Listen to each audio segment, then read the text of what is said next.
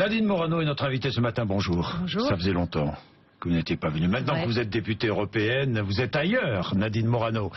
Alors justement, vous avez assisté à quoi à Bruxelles hier? Dites-moi. Non, j'étais à Paris hier. Ah, vous étiez à Paris, oui. J'étais à Paris. Mais vous avez assisté à l'audition. À l'audition, je voulais vous le faire dire, de Pierre Moscovici. Oui, vous y êtes la allé? semaine dernière. Oui, j'y suis allé. Pourquoi? Ça a duré combien de temps? 4h30? 4 heures, environ 4 heures. Devant oui. qui?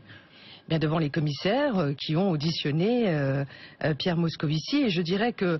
Le candidat de la France aux affaires économiques. Oui, et ce que j'avais prévu est arrivé, c'est-à-dire qu'en fait, l'audition de Pierre Moscovici a tourné au procès de la France, tout simplement parce que c'était une erreur politique grave que de mettre Pierre Moscovici au regard des résultats de la mauvaise politique économique de la France dont il est comptable. C'est ça la réalité. Mais il s'est montré intransigeant, j'imagine, vis-à-vis de la France, non? C'est-à-dire qu'il s'est transformé en Dr Jekyll et Mr Hyde, en fait. C'est-à-dire que nous avions Pierre Moscovici qui a voté la confiance à Manuel Valls, dont on sait très bien qu'il y aura des dérapages sur le déficit budgétaire de la France, et il s'est engagé, donc c'est l'autre visage de Pierre Moscovici, à être extrêmement rigoureux vis-à-vis de la France et de tous les autres pays pour respecter les budgétaires. Mais donc, vous doutez de cet engagement? Mais il n'était... Vous doutez de sa neutralité? mais il n'était pas du tout crédible. Quand une députée néerlandaise lui dit « Mais attendez, le braconnier qui se transforme en garde-chasse, vous n'êtes pas crédible, monsieur Moscovici. » Et nous savions dès le départ que la France allait se trouver décrédibilisée avec la nomination de Pierre Moscovici à ce portefeuille aux affaires économiques. D'ailleurs, nous avions demandé à ce que monsieur Juncker lui attribue un autre portefeuille. Mais ceci étant, nous avons en la personne de Pierre Moscovici un sous-commissaire européen qui est mis sous tutelle de 2 vice-présidents. C'est la première fois. La France, pays fondateur de l'Union européenne, se retrouve en situation d'infériorité, en posture d'assumer un portefeuille qui est tronqué. Et donc, franchement, nous perdons Est-ce que Pierre Moscovici sera commissaire aux affaires économiques? Mais rien n'est joué. Au moment où je parle, rien n'est joué aujourd'hui. Il a été obligé, après cet oral, et d'ailleurs, j'en profite pour vous rappeler qu'en 2009, lorsque Michel Barnier avait été auditionné, il avait été applaudi sur tous les bancs et la crédibilité de la France avait été vraiment là atteinte. Et là, on voit bien que nous sommes là, voilà, avec Pierre Moscovici qui se retrouve à passer après un grand oral, vous êtes un grand contre écrit. cette nomination. Vous êtes contre cette nomination, hein? On a bien compris. Ah, moi j'étais contre sa nomination dès le départ. J'avais même dit que en l'état actuel des choses, si nous n'avions pas de garantie, je ne voterais pas cette commission en l'état. Vous voyez, donc ça va loin. Oui, vous ne voterez pas cette commission.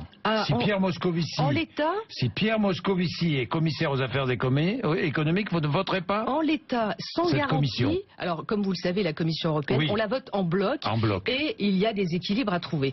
Donc, moi, ce que j'attends, c'est vraiment des garanties de la part des vice-présidents, d'ailleurs, qui vont le mettre sous tutelle, malheureusement, et de savoir s'il sera à la hauteur de sa tâche, ce que je doute. D'ailleurs, je voudrais vous montrer quelque chose. Regardez. Pourquoi il n'est pas à la hauteur? C'est le budget 2014 de la France. Vous voyez? Et regardez ce qui était écrit. Cap sur la croissance. La croissance est à quasi zéro. Et l'emploi. Nous sommes à 500 000 chômeurs de plus en 2 ans et demi. Et M. Moscovici est comptable de cela. Et donc, comment voulez-vous qu'aujourd'hui la France soit respectée, entendue, écoutée dans l'Union européenne? Ce n'est pas possible. Il y a aussi contestation de plusieurs autres commissaires, notamment du commissaire au climat, qui est un Espagnol proposé et qui, c'est le Sunday Times qui le surnomme Senior Pétrole. Là aussi. Monsieur Caneté, même contestation que pour Pierre Moscovici. Alors, d'ordre différent. Même contestation, si c'est beaucoup expliqué sur le fait de détenir des actions dans les compagnies pétrolières, où il est, en revanche, il a, d'après l'audition qui a été menée, et d'après les commissaires qui ont participé, et les députés européens surtout, qui ont participé, il a fait preuve de crédibilité sur ses compétences. Après, il a dû beaucoup s'expliquer sur, justement, une part de sa vie privée. C'est lié avec les compagnies pétrolières. Bien, est-ce que la Commission de Bruxelles va valider le budget 2015 de la France? Je ne le sais pas encore. Vous ne savez pas encore? Il y a de sérieuses réserves, même si le budget de l'État reste souveraineté nationale, comme vous le savez. Oui. Mais nous avons des critères communs que nous avons acceptés à travers le pacte de stabilité et de gouvernance. La France a accepté ces critères et aujourd'hui le risque est qu'à travers ce budget 2015 qui n'est pas pour l'instant crédible au regard des réductions des dépenses publiques que ce budget devrait enregistrer, nous risquons d'être mis à l'amende. C'est ça la réalité. 4 milliards d'euros d'amende. Au niveau de 0,2% de notre produit intérieur brut. Mais Nadine Morano, est-ce que vous-même, vous demandez à la Commission de Bruxelles de ne pas valider ce budget? Mais vous voyez, on retourne les rôles. C'est pas la Commission de Bruxelles qui est le méchant. Elle intervient en gendarme, en garant. Elle peut enjoindre la France de revoir son budget. Mais bien sûr, mais parce que elle est garante de ces engagements collectifs qui ont été pris. Enfin, la France a accepté ces critères. Et donc aujourd'hui, la France. Ce sont des pouvoirs supplémentaires, qui ont été donnés par Nicolas Sarkozy à la Commission de Bruxelles. Vous le savez bien. Ce pacte de stabilité, en plus d'acte de 2013, M. Hollande est aussi responsable de ces accords. Les deux. Mais Nicolas Sarkozy et François Hollande. C'est pas la question, M. Bourdin, pardon. Mais pourquoi? Accepter des critères communs dans la zone euro me semble une très bonne initiative au regard de la crise que nous avons traversée. En revanche, que la France, pays fondateur, grand pays, grande puissance de l'Union européenne, tente de s'exonérer de ses engagements est une faute politique. Voilà. Et nous devons mener des réformes structurelles dans notre pays. La réalité, c'est que nous ne faisons pas de réformes structurelles. La réalité, c'est que nous agissons encore avec de la dépense publique. Monsieur Bourdin, c'est ça la réalité. Mais le drame, c'est que ce n'est pas la première fois que la France piétine les traités qu'elle a signés. Vous le savez bien, notamment sur les déficits publics. Ça a été fait sous Nicolas Sarkozy, c'est la deuxième fois sous François Hollande. Bourdin, la réalité, c'est qu'il ne faut pas mélanger les situations. Quand nous avons traversé en 2008... Nous poursuivons dans nos dérives. Nous avons traversé en 2008 et en 2009 une grave crise. D'ailleurs, quand vous regardez le taux de croissance de la France à l'époque du quinquennat de Nicolas Sarkozy, pendant les 2 années 2008 et 2009, 2008 très faible croissance et en 2009 moins 2,9 de mémoire. Mais autrement, nous étions à pratiquement plus 2. Donc nous avions un taux de croissance. Le chômage, nous avions une dette qui a progressé. C'est vrai, tout ça, c'est la réalité. Considérablement, 1000 milliards d'euros en 10 ans. Sous la droite. On va pas revenir sur les chiffres d'avant. Ne le faisons pas, mais justement, essayons de définir des bonnes règles pour ne plus avoir une dette qui explose et qui est portée par les peuples. Aujourd'hui, M. Bourdin, vous vous rendez compte que pèse sur les épaules de nos concitoyens en termes de dette de la France 30 000 euros par tête. 30 000 euros. On était à 1800 milliards à la fin du quinquennat de Nicolas Sarkozy, on est à 2023 milliards. C'est une réalité. Oui, plus 600 milliards sur Nicolas Sarkozy. Mais vous savez, un pays devrait être aussi... les mesures devraient être prises comme un bon chef de famille qui doit gérer son budget. Et ça n'est pas le cas aujourd'hui. Vous êtes député européen, vous demandez à la France des économies. On est bien d'accord. Je demande à la France de respecter sa parole, Monsieur Bourdin, de respecter ses engagements. Elle ne le fait pas aujourd'hui. Mais c'est Bruxelles qui nous dirige? C'est pas Bruxelles qui nous dirige. C'est le Parlement européen qui nous dirige? Non, vous avez des États et vous avez des règles communes parce que nous avons accepté de construire ensemble l'Europe et je crois en cette Europe. Voilà, je crois en l'Union européenne, je crois en ce destin commun, je crois en cette zone euro, mais je crois aussi que nous devons aller vers plus de convergence fiscale et sociale. La France et l'Allemagne devraient travailler à cet objectif qui nous semble essentiel pour relancer la compétitivité. Aujourd'hui, regardez, on a des dépenses publiques qui explosent. Pourquoi? Parce qu'on ne fait pas les bons choix. Disons-le, même sur l'emploi, M. Bourdin, parlons-en. Parlons des dépenses publiques en France. Juste un petit mot. Réforme des professions réglementées, c'est ce que demande Bruxelles. Il faut une réforme? Oui, mais la réforme des professions réglementées, telle qu'elle est prévue, telle qu'elle a été... Est-ce qu'il faut réformer et faire des économies? Il ne doit y avoir aucun tabou, Monsieur Bourdin. Non, vous êtes vous dites oui. Mais pas à n'importe quelle condition. Il faut bien sûr apporter des réformes, mais faire dans n'importe quelle condition, ça ne sert à rien. Pharmaciens, notaire, chauffeur de taxi et tant d'autres. Avec qui j'ai discuté. Bon, oui. Mais on ne peut pas faire des réformes sans regarder... C'est ce que demande Bruxelles. Mais, non, mais vous simplifiez les choses. Vous caricaturez.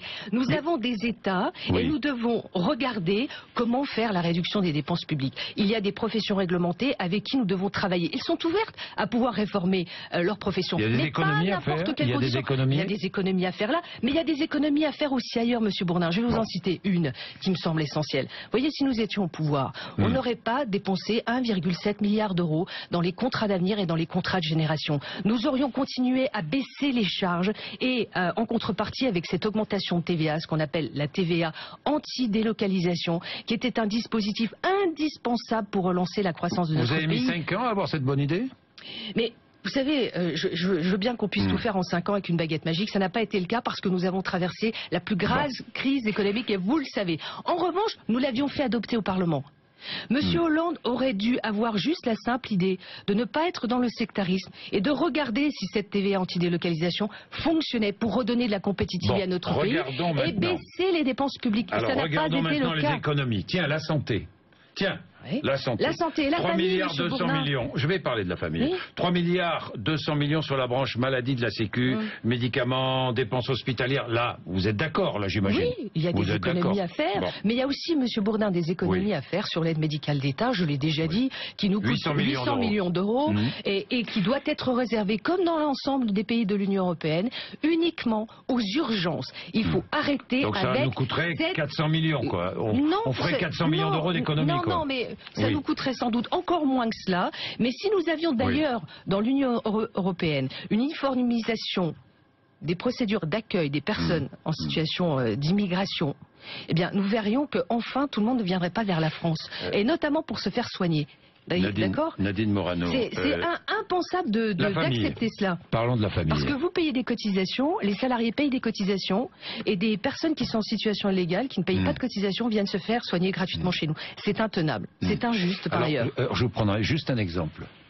Vous avez une personne qui est atteinte du virus d'Ebola, qui arrive clandestinement dans notre pays. Vous faites quoi? Vous pensez que c'est pas une urgence, Monsieur Bourdin? C'est pas une urgence? C'est pas une urgence? Vous le soignez quand même? Bien sûr. Bon, c'est vraiment un cas d'urgence. Mais alors c'est typiquement le cas d'urgence. Bon, très bien. Les allocations familiales, Nadine Morano, en fonction des revenus, vous savez que ça revient sur le tapis. Vous en pensez quoi? Non, mais ce qui revient sur le tapis... montant, oui, non, mais je vous donne là, sur cette question précise. Oui, mais attendez, je vous réponds sur l'ensemble de la politique familiale.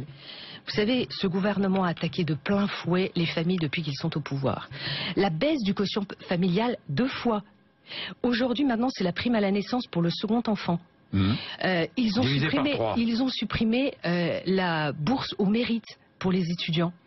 Là, on nous parle des allocations familiales plafonnées. Pourquoi pas, hein? Moi, j'ai toujours dit qu'il fallait. J'ai toujours dit qu'il fallait ouvrir ce débat sur le plafonnement. Est-ce que vous êtes favorable? Oui, je suis favorable à la modulation des allocations familiales en fonction des revenus. Sur les allocations familiales, je suis favorable plutôt à un plafonnement. Un plafond. Voilà. Qui sera combien? Eh ben, je peux pas vous donner un chiffre comme ça. Non, mais en gros, il faut étudier pour voir, en fonction du nombre d'enfants, à quelle somme nous pouvons plafonner les allocations familiales. C'est-à-dire qu'au-delà de certains revenus, on ne touche plus d'allocations familiales. Je pense que oui, moi je pense que c'est un débat qu'il faut ouvrir et auquel je suis favorable. En revanche, Monsieur Bourdin, il faut faire extrêmement attention parce que la politique familiale, c'est ce qui nous a permis dans notre pays d'avoir le taux de natalité le plus élevé de l'Union européenne. Cette politique familiale qui représente 100 milliards d'euros, je le rappelle, près de 5 points de notre produit intérieur brut, nous est enviée partout dans l'Union européenne et notamment en Allemagne où le taux de natalité est environ d'1,4. Donc mettre à mal, comme le fait le gouvernement aujourd'hui, avec beaucoup d'imprudence, notre politique familiale et malheureusement, je vous parlais de la prime à la naissance, mais il y a également le congé parental qui est mis à mal. On voit bien que tout cela peut nuire à l'accueil des enfants, des jeunes enfants, et donc à la natalité. Je le dis parce que les parents ont besoin d'être aidés pour l'accueil de leurs enfants. Ça coûte cher, c'est une réalité, et on a besoin de soutenir la natalité dans notre pays. C'est ce qui fait notre force, et c'est ce qui fait notre avenir. Vous avez eu la famille en charge dans vos responsabilités ministérielles. Puis à propos de la famille, il y a eu cette nouvelle manifestation de la Manif pour tous. Est-ce que vous êtes favorable à une abrogation de la loi sur le mariage pour tous? réponse? Non, parce que je pense qu'il n'y aura pas d'abrogation de cette loi. Et pourquoi, si l'UMP revient au pouvoir? Alors, moi, je vais vous dire, d'abord, je pense que si nous revenons au pouvoir, au regard de la situation catastrophique dans laquelle se trouve le pays, nous aurons d'autres priorités. Et notre première priorité doit être l'économie, l'emploi et préserver aussi notre modèle social parce qu'il risque de disparaître, il faut le dire. Alors après, réformer la loi Taubira, je pense que l'abrogation ne se fera pas.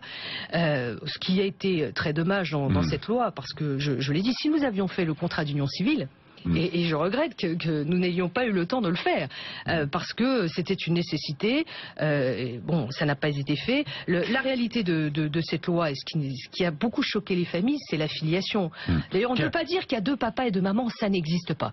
Il y a toujours un père et une mère, et il y a un parent accompagnant, mais il n'y a pas deux papas, deux mamans. Alors justement, à propos de la GPA, la France condamnée par la Cour européenne des droits de l'homme pour avoir refusé d'inscrire à l'état civil des enfants nés de pères français et de mères porteuses à l'étranger, faut-il interdire à ces enfants la nationalité française?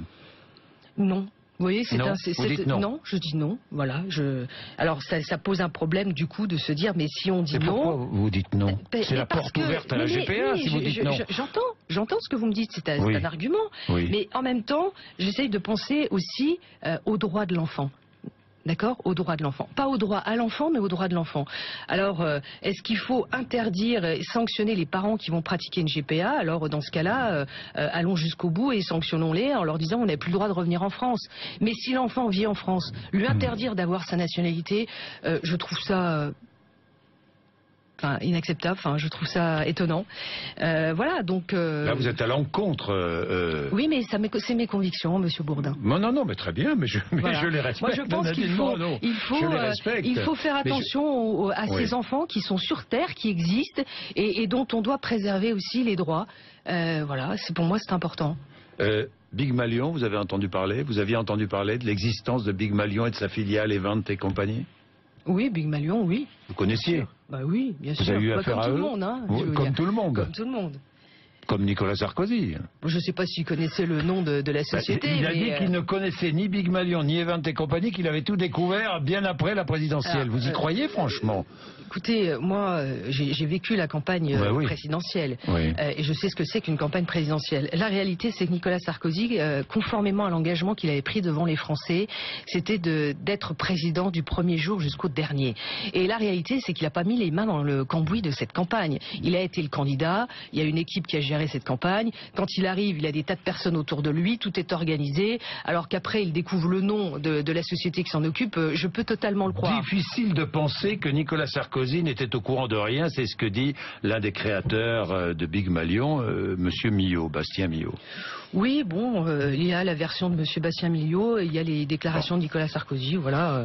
Et moi, j'ai tendance pour avoir vécu le rythme d'une campagne présidentielle, à croire... Vous pensez que c'est possible de ne pas savoir le nom de l'entreprise, alors qu'il était dans chaque meeting accompagné par l'un des responsables de cette entreprise? Vous savez, quand vous arrivez dans un meeting avec des milliers de personnes... Vous ne savez pas avec qui vous travaillez, Non, mais quand vous arrivez dans un meeting avec des milliers de personnes, vous faites confiance à vos équipes, mais vous n'êtes pas là pour savoir qui a mis les écrans, a fait l'éclairage.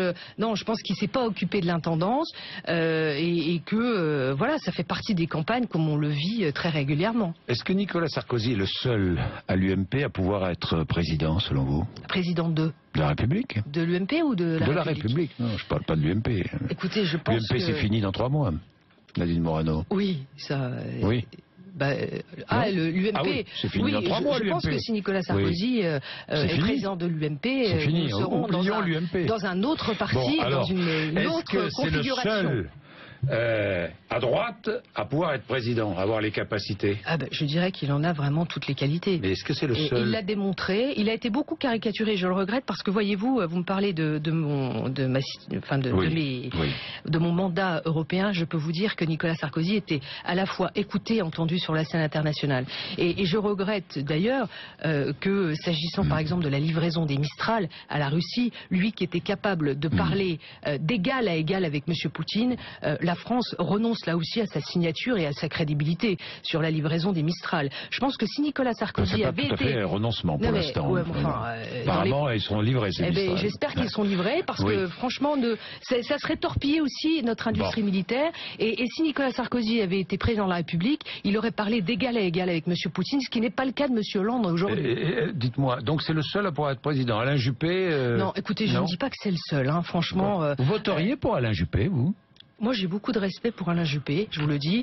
Et quand je l'ai vu d'ailleurs hier soir, et je lui parlais de l'émission qu'il a fait sur France 2, quand on lui parlait du passé. Et lorsqu'il était Premier ministre, et lorsqu'il avait annoncé les réformes qu'il souhaitait faire, qui avaient d'ailleurs bloqué la France à ce moment-là, je lui disais, tu n'as pas à renier le passé, parce que si nous avions mis en place ces réformes-là, à ce moment-là, nous ne serions pas dans cette situation où la France... Il avait raison 20 ans avant. Il était bon sur France 2? Vous l'avez trouvé très bon? Je l'ai trouvé... Vous l'avez trouvé très bon? Je l'ai trouvé bon pour... Mais vous savez, c'est toujours difficile de faire un plateau télé. C'est difficile de dire d'Alain Juppé qu'il est très bon quand même, je trouve il a fait une bonne émission télé, d'ailleurs je lui dis. Il a fait une bonne émission télé et je pense qu'il a été aussi à la fois dans le débat d'idées, mais aussi dans le respect des autres. Et ça, c'est important quand on appartient à une famille politique.